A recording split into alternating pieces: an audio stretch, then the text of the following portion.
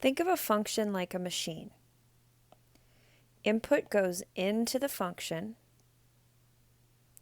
The function itself changes the input, and then an output comes out of the function.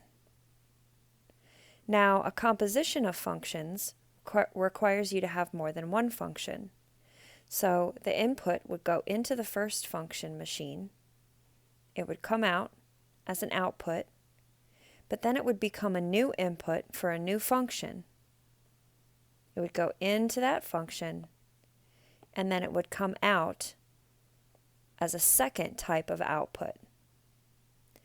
As you can see here, we have two different picture examples of the function f of g.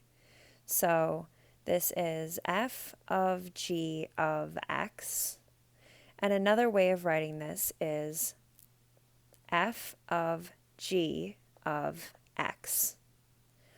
Notice when the function is written as f of g or f of g of x, the initial input is x, or the domain.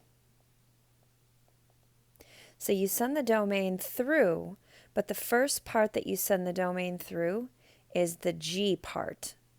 See how you go through the function g first.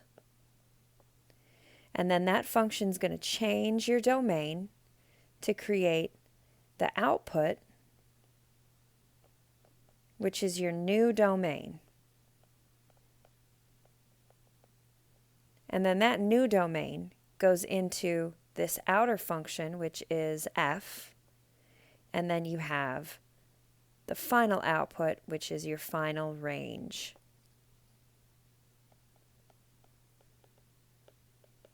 And you can see that in the picture to the bottom right. You have the input. It goes through the function g, which is this inner function.